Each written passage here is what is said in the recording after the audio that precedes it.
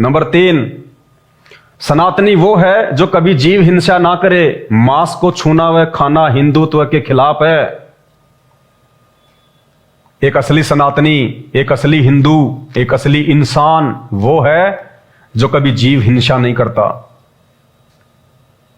मांस खाना तो दूर, मांस को छूता भी नहीं, उसको कहते हैं एक असली सनातनी। अपने पूर्वजों का इतिहास उठा के देख लो। आप हिंदू राष्ट्र बनाओगे देश को, उससे पहले हिंदू बनो, हिंदू। ये हिंदू की डेफिनेशन आज संत रामपाल जी भगवान ने आके बताई है, उस परमेश्वर ने आके बताई है कि हिंदू कौन है, मुसलमान कौन है। ये सभी पे लागू है नियम। ये जितने भी नियम आपको जो बताए जाएंगे, जो पॉइंट, अगर एक मुसलमान के अंदर नहीं है तो वो मुसलमान नहीं है, उसका धर्म मुसलमान नहीं है। अगर एक जैनी के अंदर नहीं है ये गुण तो वो जैनी नहीं है, उसका धर्म जैन नहीं है, वो इंसान नहीं है, इंसान के रूप में शैतान है। जो इन सभी अवगुणों से युक्त है। तो एक असली सनातनी, एक असली हिंदू, एक असली इंसान वो है जो कभी जीव हिंसा नहीं करता। बताइए, यहां तो सरकार ने बूचड़ खाने खुलवा रखे हैं, और हिंदुस्तान में जितने भी बूचड़ खाने हैं, अगर आप लिस्ट निकाल के देखोगे कि उनके मालिक कौन है, हिंदू। अगर 1000 बूचड़ खाने हिंदुस्तान में हैं तो 900 व्यक्ति जो उनके मालिक हैं वो आपको हिंदू मिलेंगे। कौन सा हिंदू राष्ट्र बनाने की बात कर रहे हैं भाई साहब? क्या सपना देख रहे हैं आप? यह परमेश्वर का विधान है जो शास्त्रों में है। इस विधान को लागू किए बिना आप इस देश को ना तो विश्व गुरु बना सकते, ना आप इस देश को आप सनातनी संस्कृति की तरफ वापस लेके जा सकते, और ना आप इस देश को हिंदू राष्ट्र बना सकते। तो यहां तो सरकारों ने बूचड़ खाने खुलवा रखे हैं, कत्ल खाने खुलवा रखे हैं। जगह जगह आपको मीट की दुकानें मिलेंगी, पशु काटे जाते हैं, रोडों पे पक्षी काटे जाते हैं, और खाने वाले कौन? हम हिंदू, मुसलमान, जैनी, बौद्ध, जो अपने आप को सबसे ज्यादा पाक और पवित्र बताते हैं। मुसलमान कहता मेरा धर्म सबसे पाक है, हिंदू कहता मेरा धर्म सबसे पवित्र है, जैनी कहते हैं हम तो लहसुन भी नहीं खाते, और शाम के समय फिर वो बकरे खाते हैं, मुर्गे खाते हैं। ब्राह्मण, मैं तो सर्वश्रेष्ठ जाति में पैदा हुआ हूं, मैं तो ब्रह्मा जी का वंशज हूं, ब्राह्मण कुल में, और रात्रि के समय बकरे की टांग खाता है, मुर्गे की टांग खाता है, ब्राह्मण है। अभी तक तो ब्राह्मण की परिभाषा का भी नहीं पता कि ब्राह्मण कौन होता है। उस परिभाषा को भी संत रामपाल जी ने आके बताया कि ब्राह्मण वो ही जो ब्रह्म पहचाने, जो ब्रह्म को पहचानता है, जो सृष्टि के उत्पत्तिकर्ता को पहचानता है, जो परमेश्वर को पहचानता है, और पहचानने के बाद में जो उस परमेश्वर के नियमों पे चलता है, जो इन सभी नियमों को फॉलो करेगा, वो है एक असली ब्राह्मण। जाति से कोई ब्राह्मण नहीं है। ये जातियां भगवान ने नहीं बनाई। अगर भगवान ने जाति बनाई है तो बता दीजिए, त्रेता युग में श्री रामचंद्र जी की क्या जाति थी? क्या जाति थी श्री रामचंद्र जी की? जाट थे, यादव थे, ब्राह्मण थे, ठाकुर थे, राजपूत थे, क्या थे? क्योंकि त्रेता युग में जाति थी ही नहीं। ये जातियां तो द्वापर युग के लास्ट में शुरू हुई हैं, श्री कृष्ण जी के समय में। उससे पहले कोई जाति थी ही नहीं। तो मांस खाने वाले भारत को हिंदू राष्ट्र बनाएंगे? कभी नहीं बन सकता। और आप लोग मांस क्यों नहीं खाओगे भाई? पता आप लोगों ने मांस खाना क्यों शुरू किया है? क्योंकि हमारे भगवानों ने आदेश दे रखा है। जिनको आप भगवान मानते हैं ना, श्री विष्णु जी को, और श्री विष्णु जी के अवतार श्री रामचंद्र जी, श्री कृष्ण जी, तीनों एक ही हैं। तो विष्णु भगवान ने मांस खाने का आदेश विष्णु पुराण में दे रखा है। अब आप कहेंगे ये क्या बात बोल रहे हो आप? भगवान विष्णु और मांस खाने का आदेश दे रहे हैं? जी हां, मैं बार बार अपने वीडियो में कहता हूं, अगर आप हिंदू धर्म से हैं या मुसलमान धर्म से हैं, जैन धर्म से हैं या फिर बौद्ध धर्म से हैं या फिर सिख और ईसाई धर्म से हैं, जब तक आप अपने धर्म के शास्त्रों से परिचित नहीं होगे तब तक आप किसी भी भगवान की स्थिति को नहीं जान सकते, किसी भी भगवान के चरित्र को नहीं जान सकते। आप अध्यात्म से सैकड़ों कोस दूर रहोगे। और इसी प्रकार ये नकली संत महंत ढोलक पेटी लेके गली गली गांव गांव में तालियां पीटने वाले ये आपका जीवन बर्बाद करवाते रहेंगे, खुद का तो कर ही रहे हैं। विष्णु पुराण 18 पुराणों में से एक है विष्णु पुराण। वेद व्यास जी के पिताजी थे पाराशर ऋषि जी, जिन्होंने विष्णु पुराण की रचना की। विष्णु पुराण में श्राद्ध के समय आपके जब पूर्वज मरते हैं ना, और जब आप उनका श्राद्ध निकालते हो, हम तो नहीं निकालते क्योंकि हमें तो पूर्ण परमेश्वर सतगुरु रामपाल जी भगवान ने आके सच्चाई बता दी अध्यात्म की, इन श्राद्धों की, इन कर्म और कांडों की जो आज से पहले हमारे पूर्वजों का जीवन बर्बाद कर गए और वर्तमान की पीढ़ी का जीवन बर्बाद कर रहे हैं। ये कर्म कांड, ये ज्ञानहीन नकली धर्मगुरु। तो संत रामपाल जी ने आके सच्चाई बताई। इन्होंने आज ये पुराण दिखाए हैं जनसाधारण को, आम व्यक्ति को। और जब तक आप भी इन शास्त्रों को अपनी आंखों से नहीं देखोगे, इनमें लिखी हुई सच्चाई से परिचित नहीं होगे, आप भी ऐसे धोखा खाते रहोगे, भटकते रहोगे। ये सच्चाई है, पीठ पीछे नहीं बोली जा रही। संत रामपाल जी तो 1994 से इंटरनेशनल टीवी चैनलों पे, साधना टीवी चैनल और श्रद्धा टीवी चैनल, आस्था टीवी चैनल पे दिखा रहे हैं 1994 से। और ये सभी जो हिंदू धर्म के ठेकेदार हैं या जो ये मुसलमान धर्म के ठेकेदार हैं, क्योंकि संत रामपाल जी ने सभी धर्मों को बराबर लिया है। भगवान की नजरों में कोई छोटा बड़ा नहीं होता। पाखंड सभी धर्मों में है, चरम सीमा पे है। मुसलमान धर्म के पैगंबर हजरत मोहम्मद ने कभी मांस नहीं खाया। हजरत मोहम्मद जी कभी भी नमाज पढ़ने के लिए किसी भी मस्जिद में नहीं गए। और आज मुसलमान धर्म में जो पाखंड फैला हुआ है, कोई सीमा नहीं है। आने वाले समय में कुरान शरीफ पे भी वीडियो बना के आपको दिखाए जाएंगे। मुसलमान भाइयों की भी आंखें खोली जाएंगी, क्योंकि मुसलमान धर्म में भी चंद जो धर्मगुरु हैं, क्योंकि आम जनता ज्यादा होती है, धर्मगुरु थोड़े होते हैं। वो काजी, मुल्ला, पीर, वो पैगंबर जिनको खुद कुरान शरीफ की जानकारी नहीं है और पूरे मुसलमान समाज को भ्रमित किए बैठे हैं। वो सच्चाई भी संत रामपाल जी ने अपने सत्संगों में दिखाई है, बताई है, कुरान शरीफ को खोल खोल के। तो आने वाले समय में आपको कुरान शरीफ पे भी वीडियो बना के सच्चाई बताई जाएगी, मुसलमान भाइयों को भी। और भाई जागना हो तो जाग लेना। ये धर्म भगवान ने नहीं बनाए, ये जातियां भगवान ने नहीं बनाई। भगवान ने तो मां के पेट से सबको जेर में लपेट के भेजा है। बाहर आके ना धो के कोई पंडित बन गया, कोई बनिया बन गया, कोई यादव बन गया, कोई जाट बन गया, कोई ठाकर बन गया। भगवान ने तो सबको मां के पेट से शूद्र पैदा किया, शूद्र। सब के सब जेर में लिपट के, गंदगी में लिपट के बाहर आए हैं।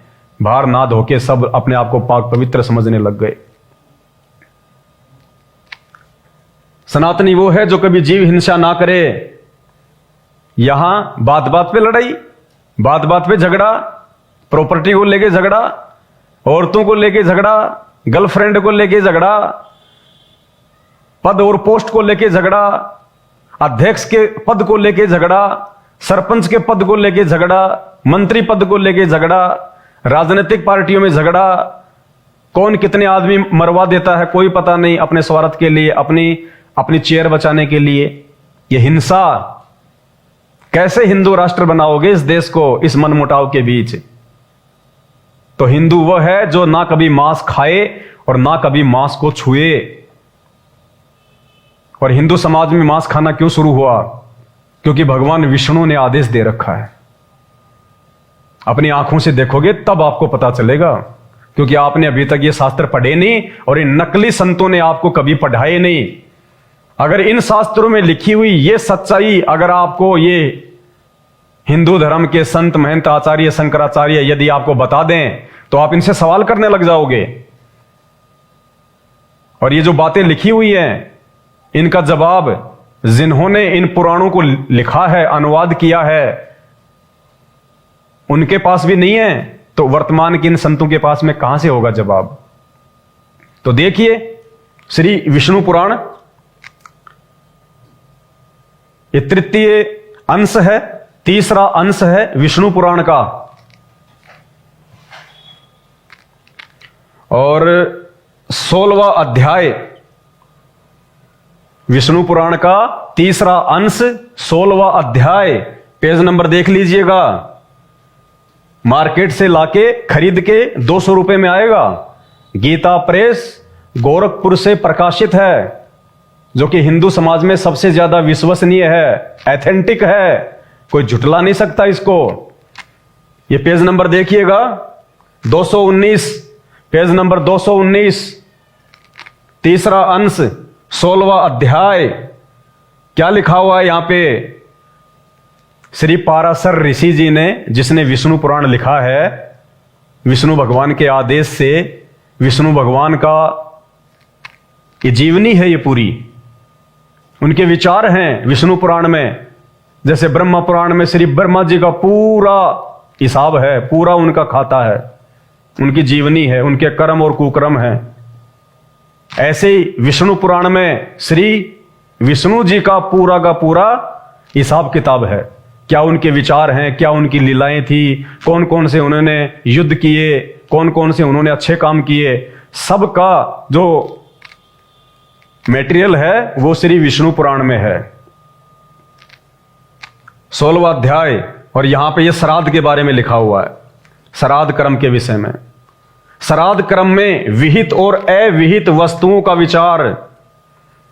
श्राद्ध, किन मूर्खों ने हमारे को श्राद्ध निकालने सिखा दिए? अरे आपके पूर्वज या आप लोग, आप कहते हो कि भगवान विष्णु पूर्ण परमात्मा है, ब्रह्मा जी पूर्ण परमात्मा है, और उनकी भक्ति करके तो हम उनके लोक में चले जाएंगे, बैकुंठ में चले जाएंगे, हमारी मुक्ति हो जाएगी। एक तरफ तो आपके पूर्वज भगवान विष्णु की भक्ति करके विष्णु जी के लोक में चले गए, आप घर पे उनकी फोटो बनवाते हो उनके मरने के बाद, और नीचे लिखते हो हमारे स्वर्गवासी पिताजी, यानी वो स्वर्ग में चले गए, भगवान के पास चले गए, उनकी मुक्ति हो गई। अरे जब मुक्ति हो गई, भगवान के पास वो चले गए, फिर ये श्राद्ध क्यों निकलवाए जा रहे हैं मुक्ति के लिए? जिनकी जीते जी मुक्ति नहीं हुई, तो मरने के बाद श्राद्ध निकालने से कहां से मुक्ति हो जाएगी? इन नकली ज्ञानहीन धर्म गुरुओं ने, ये सबसे बड़े पाखंडी हैं, समाज के सबसे बड़े दुश्मन हैं ये, जिन्होंने हमारे पूर्वजों को भूत बनवा दिया उल्टी साधना देके। जो व्यक्ति भगवान विष्णु की भक्ति करके विष्णु लोक में गया, मुक्ति हो गई, उसके बाद उसके श्राद्ध क्यों? मुक्ति के लिए, उसकी तृप्ति के लिए, उसकी भूख शांत करने के लिए। अरे भगवान विष्णु के लोक में भी अनाज की कमी है क्या? वहां पे भी खाने दाने की वो कमी है क्या, जो उसकी तृप्ति के लिए आप हर छठे महीने ये श्राद्ध निकालते हो? ये नतीजा है आप और हमारी अज्ञानता का, आप और हमारी उस छोटी सोच का, जो हम संतों के सत्संग नहीं सुनते, जो तत्वदर्शी संत होते हैं। हम कभी अपने शास्त्रों को नहीं पढ़ते, हमने कभी सच्चाई जानने का प्रयास ही नहीं किया, हमने कभी आवश्यकता महसूस ही नहीं की। जैसा इन ज्ञानहीन धर्म गुरुओं ने हमारे को बता दिया, वैसा हमने मान लिया। अरे ये तो देखा देखी हो गई, ये तो अंधविश्वास हो गया। इन्होंने बताया, हमने मान लिया। ये जो भी कथाएं बताते हैं, क्या आप अपने घर पे आके उनको पढ़ते हो? नहीं। तो इसका नतीजा श्राद्ध हमारे को इस कर्म कांड के अंदर फंसा दिया, सिर्फ अपना पेट भरने के लिए, वो खीर मालपुए खाने के लिए, दान दक्षिणा के चक्कर में। जिस व्यक्ति की भगवान विष्णु की आजीवन भक्ति करते करते मुक्ति नहीं हुई, अब उसके मरने के बाद में, उसके भूत बनने के बाद में ये श्राद्ध निकालने से उसकी मुक्ति होगी? वो खुद अपनी मुक्ति नहीं करवा पाया अपनी भक्ति करके, तुम्हारे द्वारा जो प्रयास किया जाएगा उसकी मुक्ति हो जाएगी? कभी नहीं हो सकती। गरुड़ पुराण को ध्यान से सुनना, उनकी तो दुर्गति होती है नरक में। तो ये श्री विष्णु पुराण पेज नंबर 219, तीसरा अध्याय, तीसरा अंश, 16वां अध्याय। श्राद्ध क्रम में विहित और अविहित वस्तुओं का विचार, यानी भगवान विष्णु के आदेश से पाराशर जी ने यह लिखा है। और क्या कर लिखा है कि जब श्राद्ध निकाले जाते हैं, पाराशर को भी ज्ञान नहीं, क्योंकि बिना तत्वदर्शी संत की शरण में आए ब्रह्मा विष्णु महेश को ज्ञान नहीं हो सकता। पाराशर ऋषि तो कौन से खेत की मूली है। तो ये पाराशर जी के विचार हैं भगवान विष्णु के आदेश से कि श्राद्ध में विहित यानी योग्य और अविहित यानी अयोग्य, यानी श्राद्ध में कौन सी वस्तुओं का प्रयोग करना चाहिए और कौन सी वस्तुओं का प्रयोग नहीं करना चाहिए। क्या लिख रहे हैं? और वो बोले हवि, हवि यानी हवन सामग्री, हवि यानी हवन सामग्री, मत्स्य मछली, सशक खरगोश, इसमें आगे लिखा हुआ हिंदी में भी, कोष्टक में भी, मैंने नहीं लिखा, संत रामपाल जी ने नहीं लिखा है, श्री पाराशर ऋषि जी ने लिखा है हजारों वर्ष पहले मूल संस्कृत में। ये देखिए, ये मूल संस्कृत है इसकी, और श्री जय दयाल गोविंदका जी ने वर्तमान में इसका हिंदी में अनुवाद किया है, जैसी ये संस्कृत है। इसमें कोई फेरबदल नहीं हो सकती। कोई ये सोचे कि इनमें कोई मिलावट कर दी होगी। मूल संस्कृत में कहीं कोई मिलावट नहीं है किसी भी धर्म ग्रंथ में। अनुवादकों ने जरूर अपने अपने हिसाब से उनका जो अनुवाद है वो उल्टा सीधा किया है, लेकिन यहां जो अनुवाद जय दयाल गोविंदका जी ने किया है मूल संस्कृत के अनुसार ही किया है, जो बिल्कुल एक्यूरेट है। और वो बोले हवि यानी हवन सामग्री, मत्स्य मछली, सशक खरगोश, नकुल नेवला, शुकर सुअर, छाग, ये एक पौधा है। कस्तूरिया हिरण, जिस हिरण की नाभि में कस्तूरी होती, हिरण। कृष्ण मृग, काला हिरण। गौवे, गाय, कौन सी गाय? वन गाय, नील गाय, जो नील गाय होती है ना, जंगल में रहती है, जो खेतों में रहती है, नील गाय। और मेष, मेष यानी भेड़, और भेड़ के मांसों से तथा गौवे यानी गाय के दूध और घी आदि से पितृगण क्रमशः एक एक मास यानी महीना, एक एक महीना अधिक तृप्ति का लाभ करते हैं। यह भगवान विष्णु का आदेश है हम हिंदुओं के लिए, जो अपने आप को हिंदू कहते हैं। श्री पाराशर ऋषि वेदव्यास जी के पूज्य पिताजी ने यह लिखा है। और क्या लिख रहे हैं पाराशर ऋषि जी हिंदू समाज के लिए? हमें क्या आदेश दे रहे हैं हिंदुओं को कि श्राद्ध में अपने पूर्वजों की तृप्ति के लिए तुमने क्या क्या भोजन बनाना चाहिए, क्या क्या बनाना चाहिए?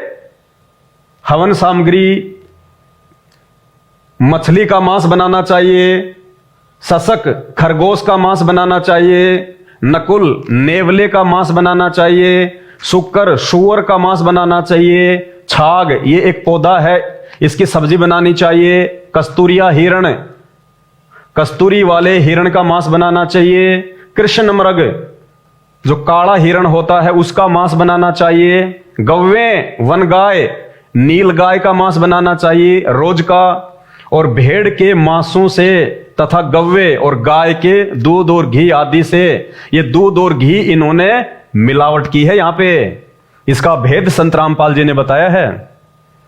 ये जो जय दयाल जो गोविंदका जी हैं जिन्होंने इसका अनुवाद किया है, मूल संस्कृत में कहीं भी दूध और घी नहीं है। ये कोष्टक में इन्होंने लिखा है दूध और घी, अलग से लिखा है इन्होंने कोष्टक में दूध और घी। ये देखिए दूध घी आदि, जबकि मूल संस्कृत में कहीं भी दूध और घी का जिक्र नहीं है। गव्वेन ये लिखा हुआ गव्वेन, लेकिन जय दयाल गोविंदका जी ने देखा कि ये तो हिंदू समाज में मेरा विरोध हो जाएगा, लोग उल्टा सीधा सोचेंगे, हिंदू धर्म के बारे में पता नहीं लोग क्या बोलने लग जाएंगे।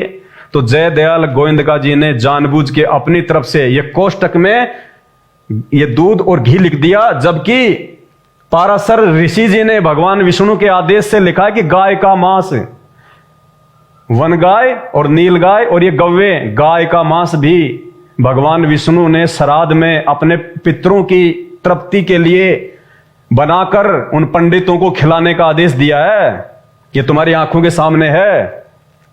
सांच को आंच नहीं, हाथ कंगन को आरसी क्या, पढ़े लिखे को फारसी क्या। और उसके बाद भी यदि कोई कहता है कि नहीं, तो उसको तो मोतियाबिंद का रोग हो रहा है। आंखें स्वस्थ लेकिन दिखाई कुछ भी नहीं देता। ये हकीकत है जो संत रामपाल जी ने बताई, आज इस परमेश्वर ने आके बताई है। क्योंकि इन शास्त्रों में लिखी गई वास्तविक जानकारी को केवल परमात्मा बता सकता है। ये नकली संत संस्कृत के ज्ञाता नहीं बता सकते। तो क्या कह रहे हैं? मछली का मांस, खरगोश का मांस, नेवले का मांस, सुअर का मांस, हिरण का मांस, काले हिरण का मांस, वन गाय का मांस, भेड़ का मांस तथा गाय का मांस, ये इनसे, इनके खाने से, श्राद्ध में ये बनाने से पितरगण जो मर गए, पितर क्या है ये? प्रेत, भूत। श्राद्ध किसके निकाले जाते हैं? पंडित कहते हैं ना कि उनकी मुक्ति हो जाएगी। मुक्ति उनकी कौन सी योनि से होगी? प्रेत योनि से। भूत बने फिर रहे हैं वो। यह साफ साफ लिखा हुआ यहां पे। पितरगण मानी जो प्रेत बने हुए हैं मरने के बाद में, जो भूत बने हुए हैं। अरे अगर वो भगवान के लोक में हैं, सकुशल रह रहे हैं, भगवान के बैकुंठ में हैं, तो उनके श्राद्ध निकाल के मुक्ति किसकी करा रहे हो भाई? तो ये शास्त्र बताएंगे आपको कि पितरगण यानी वो प्रेत बने हुए हैं जिनके आप श्राद्ध निकाल रहे हो, जिनके पंडित श्राद्ध निकलवाते हैं उनकी मुक्ति के लिए। तो जो पितरगण है, जो प्रेत बने हुए हैं, वो कर्म से एक एक मास यानी एक एक महीना अधिक तृप्ति लाभ करते हैं। यानी नॉर्मल जो तुम खाना बनाते हो ना श्राद्ध में, खीर, पूड़ी, सब्जी, हलवा, कहते हैं उसके बजाय अगर इन जानवरों का मांस बना के श्राद्ध में और यदि खाया जाए और उन पंडितों को खिलाया जाए, तो तुम्हारे जो पितरगण होते हैं ना, वो एक एक महीना ज्यादा तृप्ति महसूस करेंगे, तृप्ति अनुभव करेंगे। हाथ कंगन को आरसी क्या, पढ़े लिखे को फारसी क्या। कैसे आप इस देश को हिंदू राष्ट्र बनाओगे? मेरे हिंदू भाइयों, पहले आप हिंदू तो बन जाओ, पहले आप तो जागो। आप किस दिशा में जा रहे हो? आप क्या कर रहे हो? शास्त्रों में क्या लिखा हुआ है और हम क्या कर रहे हैं? भगवान विष्णु ने तो श्राद्धों में मांस पकाने और खाने का आदेश दे रखा है, और तुम लोग खाली खीर में काम निकाल देते हो। तुम तो भगवान का आदेश भी नहीं मान रहे। तुम काहे के भगवान विष्णु के भगत हो? तुम काहे श्री रामचंद्र जी के भगत हो भाई? भगवान ने तो अपना आदेश दिया है श्राद्ध में मांस पका के खाने का, इन पंडितों को खिलाने का, और तुम खाली खीर में काम निकाल रहे हो। जो भगवान का आदेश नहीं मानता वो भगत नहीं होता। और फिर काहे का तुम हिंदू राष्ट्र बनाओगे भाई? और देखिए आगे, जो पितरगण हैं, ये मांस खाने के बाद क्रम से एक एक महीना अधिक तृप्ति लाभ करते हैं, खुश हो जाते हैं कि हमारे बच्चों ने तो मांस खिला दिया पंडित जी के माध्यम से, पंडित जी ने मांस खा लिया, बस हमारी तृप्ति हो गई। और वारणीगस पक्षी के मांस से सदा तृप्त रहते हैं। एक पक्षी है कोई वारदी रणस, कहते हैं उसका मांस भी जब खा लेंगे ये पंडित लोग श्राद्ध में, तो कहते हैं देव हमारे जो होते हैं, जो पितृ, वो तृप्त हो जाएंगे। आगे देखिए, इतना ही नहीं, हे नरेश्वर, हे नरेश्वर, नरों में ईश्वर, पाराशर जी कह रहे हैं, हे नरेश्वर, श्राद्ध क्रम में, ये देखो लिखा हुआ है श्राद्ध क्रम। अगर यहां पे साफ नहीं दिखाई दे रहा है तो 250-300 रुपए का आएगा। मार्केट से जाके गीता प्रेस गोरखपुर से जो प्रकाशित है, जिसके लेखक हैं जयदयाल गोविंद का जी, ले आना। चश्मा लगा के देखना मेरे भाइयों, जागो, गलतफहमी से बाहर निकलो। ये नकली धर्मगुरु हमारा जीवन बर्बाद कर देंगे। जैसे हमारे पूर्वज भूत बना के अब उनके श्राद्ध निकलवा रहे हैं ना, ऐसे हमारे भी श्राद्ध निकलेंगे, फिर भूत बने फिरेंगे।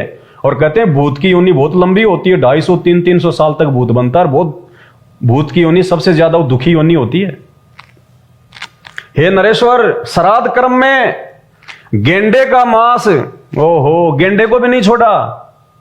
बेचारे गेंडे ने किसका क्या बिगाड़ दिया भाई है?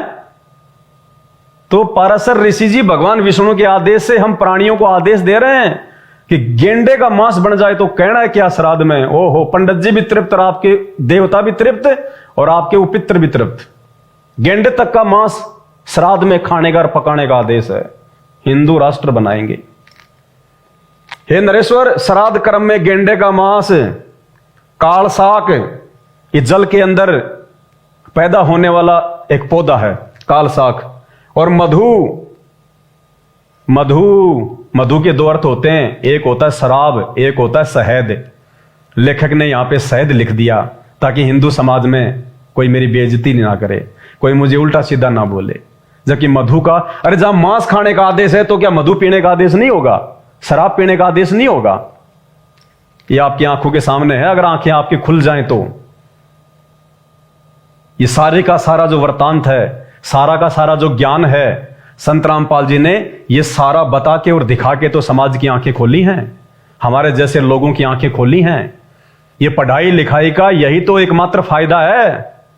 अरे आज से 100 साल पहले पढ़ाई लिखाई नहीं थी, आम व्यक्ति को पढ़ने का अधिकार भी नहीं था। केवल एक जाति विशेष के लोग, ये ब्राह्मण वर्ग, और ब्राह्मण का मतलब मेरा कोई ये जाति से नहीं है। कहीं जो पंडित जी हैं, जो शर्मा जी हैं, वो सोचें हमारे लिए कह रहा है, नहीं। ब्राह्मण का मतलब होता है जो गुरु पद पे होते हैं, जो गुरु पद पे होते हैं, जो धर्मगुरु होते हैं, उनको कहते हैं ब्राह्मण। वो चाहे चमार जाति से है, वो चाहे यादव जाति से, जो समाज का आध्यात्मिक मार्गदर्शन करता है उसको कहते हैं ब्राह्मण। तो इन ब्राह्मणों ने, इन नकली धर्मगुरुओं ने ये सच्चाई क्यों नहीं बताई भाई भगत समाज को? जब ये विष्णु पुराण की कथा करते हैं तो ये चीज आपको खोल के क्यों नहीं बताते? क्योंकि फिर आप उनसे सवाल करोगे तो उसके पास जवाब नहीं है, क्योंकि इसके लेखक के पास ही जवाब नहीं है। लेखक नीचे अंडरलाइन में क्या लिख रहा है? मधु अत्यंत प्रशस्त और अत्यंत तृप्तिदायक है। आनंद ही आ जाएगा अगर मधु और मिल जाए तो। अब देखिएगा, जो इसके अनुवादक हैं जयदयाल जी, जिन्होंने विष्णु पुराण का संस्कृत से हिंदी में अनुवाद किया है, जैसा इन श्लोकों में लिखा हुआ है, तो जयदयाल गोविंदका जी ने जब देखा कि यार इसमें तो श्राद्ध में मांस खाने का आदेश है, शराब पीने का आदेश है, गेंडे का मांस पकाने का आदेश है, किसी को छोड़ा ही नहीं, तो भगवान विष्णु ने यह क्यों लिख दिया?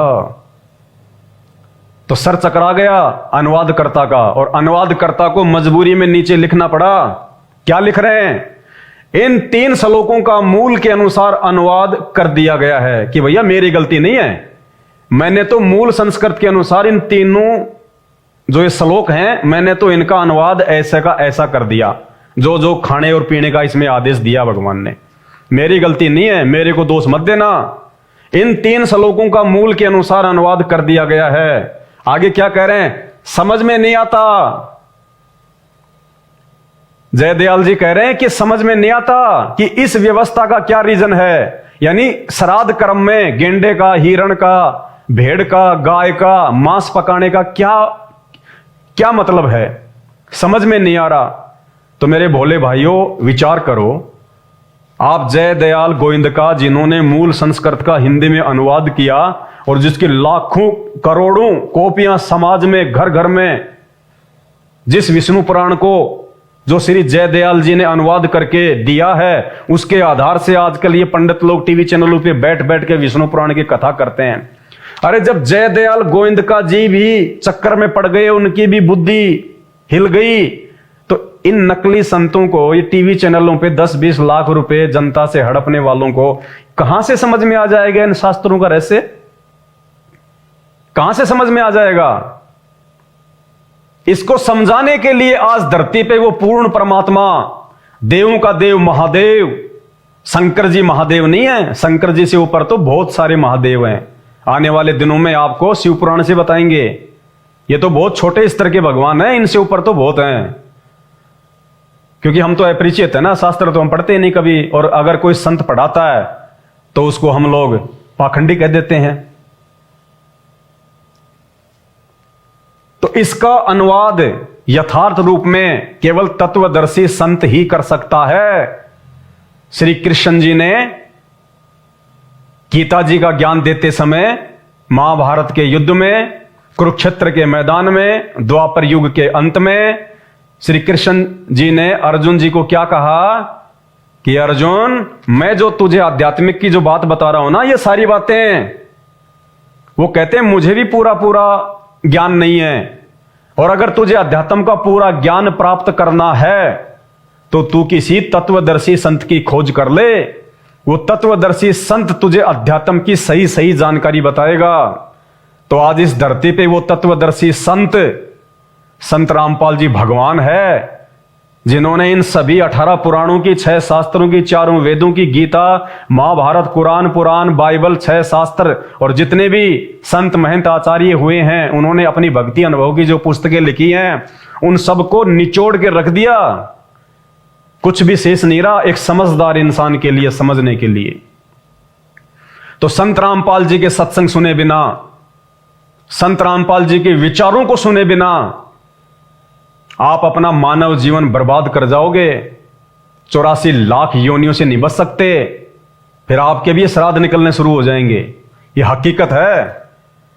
ना मेरा कोई स्वार्थ है आप लोगों को ये बातें बताने का, जो सत्य बातें ये प्रमाण आपके सामने है।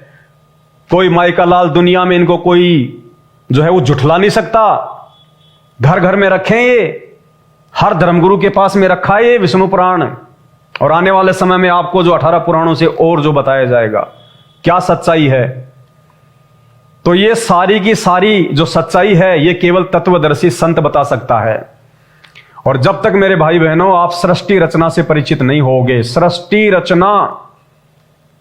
रचना मतलब पूरे संसार की रचना। संसार केवल ये धरती संसार नहीं है।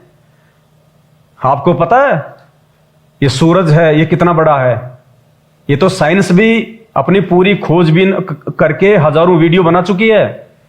इस पृथ्वी से 2 लाख गुना बड़ा है सूरज, पृथ्वी से 2 लाख गुना बड़ा। और फिर वैज्ञानिक कहते हैं कि जब हम और ऊपर का अध्ययन करते हैं तो सूरज तो कुछ भी नहीं है, सूरज से भी लाखों लाखों गुना बड़े आकार के पिंड ब्रह्मांड और हैं। ये ब्रह्मा विष्णु महेश जी के लोक तो बहुत छोटे से हैं, स्वर्ग, पृथ्वी और ये पाताल। इसके अलावा बहुत लंबी चौड़ी सृष्टि है। ये तो बहुत छोटा सा विस्तार है ये ब्रह्मा विष्णु महेश जी का, जिसमें पृथ्वी, पाताल, स्वर्गलोक, 14 भवन, गोलोक, ध्रुवलोक, आपकी सप्तपुरी, दुर्गा जी का लोक, ये ब्रह्मलोक सारे आ जाते हैं।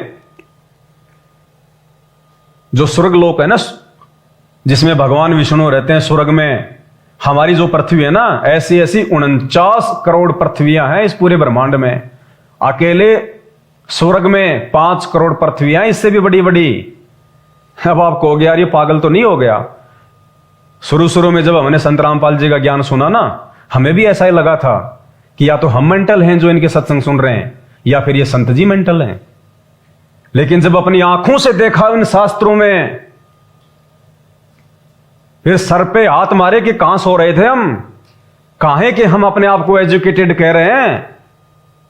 Excuse me, what is your name, ये 4 शब्द अंग्रेजी के पढ़ लेने से हम एजुकेटेड हो गए। पहले जो लोग संस्कृत बोला करते थे बढ़ चढ़ के, आज से 50 साल पहले, हम उनको एजुकेटेड माना करते थे। अब संस्कृत का प्रचलन कम हो गया, अब ये अंग्रेजी का चल गया। तो आजकल जो फटाफट अंग्रेजी बोलता है, हम उसको ज्यादा बड़ा विद्वान समझने लग गए। किसी भाषा का ज्ञान हो जाने से आदमी विद्वान नहीं होता। आपको अंग्रेजी आ गई, हिंदी आ गई, बाकी भाषाएं तो नहीं आती। 2700 भाषाएं दुनिया में।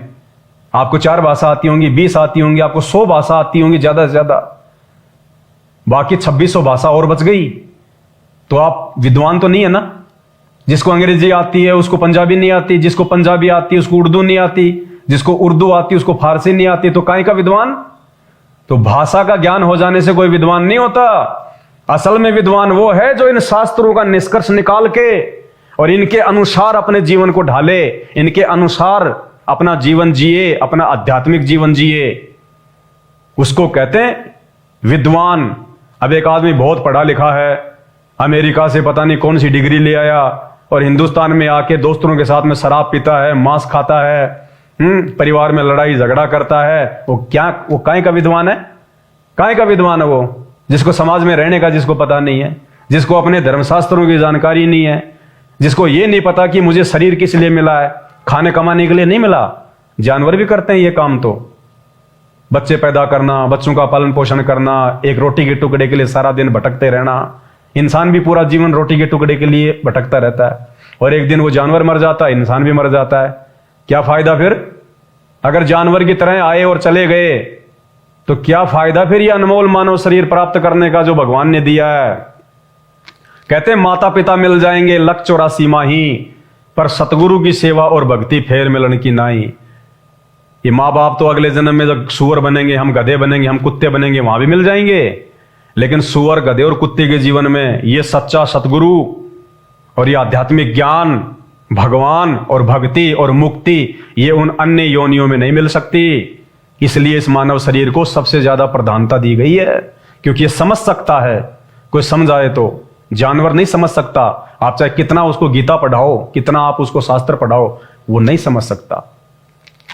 तो आज इस पूरी पृथ्वी पे संत रामपाल जी पूर्ण संत हैं, पूर्ण संत। हिंदुस्तान में जितने भी संत, महंत, शंकराचार्य, मठाधीश हैं, एकमात्र संत रामपाल जी को छोड़ के, और हिंदुस्तानी नहीं, हर धर्म के हर धर्मगुरु को ले लीजिए, पूरी दुनिया के किसी भी संत महात्मा को ले लीजिए, अध्यात्म की वास्तविक और संपूर्ण जानकारी वर्तमान में एकमात्र परम पूज्य सतगुरु रामपाल जी परमेश्वर जी के अलावा, उस तत्वदर्शी संत के अलावा किसी के पास नहीं है। सब के सब लोग आपका जीवन बर्बाद कर रहे हैं, आपको शास्त्रों के विरुद्ध साधना बता के। अरे गीता जी अध्याय नंबर 16 श्लोक नंबर 23 आंख फाड़ के पढ़ना, उसमें क्या लिखा हुआ है कि अर्जुन, जो व्यक्ति शास्त्रों को त्याग के जो मनमाना आचरण करता है, जो मनमानी भक्ति करता है, उसको ना लाभ हो सकता, ना रिद्धि हो सकती, ना उसको सिद्धि मिल सकती, ना उसकी मुक्ति हो सकती। जो व्यक्ति शास्त्रों के अलावा भक्ति करता है। और गीता जी क्या कह रही है? अध्याय नंबर 7 श्लोक नंबर 12, ब्रह्मा विष्णु महेश की भक्ति को भी जो है घटिया बताया है। देवी देवता तो छोड़ दीजिए, ब्रह्मा विष्णु महेश तक की भक्ति को भी, तीनों गुणों की भक्ति को भी गीता जी रिजेक्ट कर रही है। रजगुण ब्रह्मा, सतगुण विष्णु, तमोगुण शिव जी, ये तीनों गुण हैं, ये तीनों ही देवता हैं। तो गीता जी अध्याय नंबर 7 श्लोक नंबर 12 इन तीनों देवताओं की भक्ति के लिए भी मना कर रहे हैं कि इनकी भक्ति से भी मुक्ति नहीं हो सकती। इस बात की जानकारी आपको आने वाले समय में वीडियो के माध्यम से श्रीमद् देवी भागवत पुराण से देंगे, जिसमें ये तीनों देवता ब्रह्मा विष्णु महेश स्वयं हाथ जोड़ के दुर्गा जी को अपनी माता कह के पुकार रहे हैं कि हे माते, हमारा तो आविर्भाव यानी जन्म और तिरोभाव यानी मृत्यु होती है। हम तो आपकी दया से अपना काम कर रहे हैं, जो भी ड्यूटी आपने हमें दी हुई है। शास्त्रों से अपरिचित हैं हम लोग। अरे वो वकील ही क्या जिसको कानून का ज्ञान ना हो, और कोई ये कहे कि मैं तो बहुत बड़ा वकील हूं, और कभी उसने संविधान की कोई पुस्तक नहीं पढ़ी, उसने वो कानून की कभी कोई उसने पुस्तक नहीं पढ़ी, और फिर भी कहता है मैं तो वकील हूं 1 नंबर का। तो भाई वो अपने मुंह मियां जो है मिट्ठू बन रहा है। इसी प्रकार अगर कोई ये कहता कि मैं हिंदू हूं और हिंदू धर्म के शास्त्रों से अपरिचित है, वो हिंदू नहीं है। इन 3 श्लोकों का मूल के अनुसार अनुवाद कर दिया गया है, समझने में नहीं आता। जय दयाल गोविंद का जी कह रहे हैं कि मेरी तो समझ में नहीं आ रहा भाई, मेरा तो दिमाग चक्री खा गया। इस व्यवस्था का क्या रहस्य है, देख लीजिए, पढ़ ले उसको पूरा। जो मेन बात थी मैंने आपको बता दी, समझा दी। और जो भाई बहन किसी भी धर्म से संबंधित हैं, अगर वो बचना चाहते हैं 84 लाख योनियों में जाने से, और वर्तमान में भी जो दुख संकट और परेशानियां आने वाले दिनों में आएंगी, जो प्राकृतिक उथल पुथल होगी, क्योंकि इस विज्ञान ने दुनिया को विनाश के ढेर पे बैठा रखा है। तीसरे विश्व युद्ध की तैयारियां जोरों पे है। भारत देश के विषय में भी बहुत सारी भविष्यवाणियां हो रखी हैं, आने वाले समय में क्या होगा, कैसी भयानक परिस्थितियां होंगी। और आप देख ही रहे हो, रसिया, यूक्रेन, कब हिंदुस्तान में आग गिर जाए कोई भरोसा नहीं है। और उस समय ये ज्ञानहीन नकली धर्मगुरु नहीं बचाएंगे आपको। 33 करोड़ देवी देवता नहीं बचाएंगे। कोरोना मात्र 3 महीने के लिए आया था। 3 महीने तक इन भगवानों ने अपनी शकल नहीं दिखाई। इन भगवानों के पुजारियों ने मंदिरों के, मस्जिदों के, चर्चों के, गुरुद्वारों के दरवाजे बंद कर दिए। अखबार में फोटो आया करती थी, उन पत्थर की मूर्तियों के नाक के ऊपर मास्क चढ़ा दिया गया।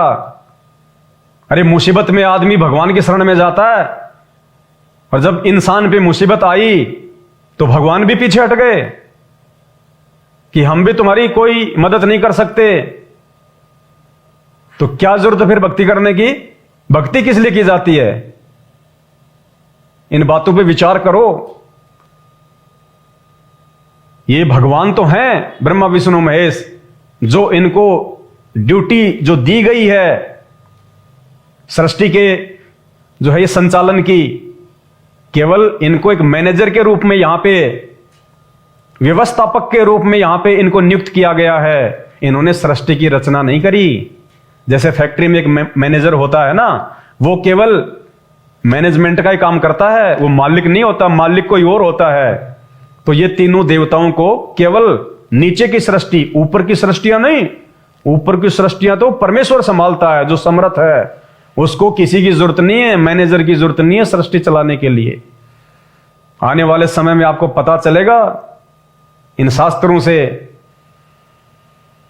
तो ये केवल एक मैनेजर के रूप में है यहां पे, ये पूर्ण परमात्मा नहीं है, ये कंप्लीट गॉड नहीं है। अगर कंप्लीट गॉड होते तो इन तीनों को मिलकर काम क्यों करना पड़ रहा है? भगवान तो समर्थ होता है, वो तो अकेला ही सब कुछ कर सकता है, सर्वशक्तिमान होता है भगवान तो।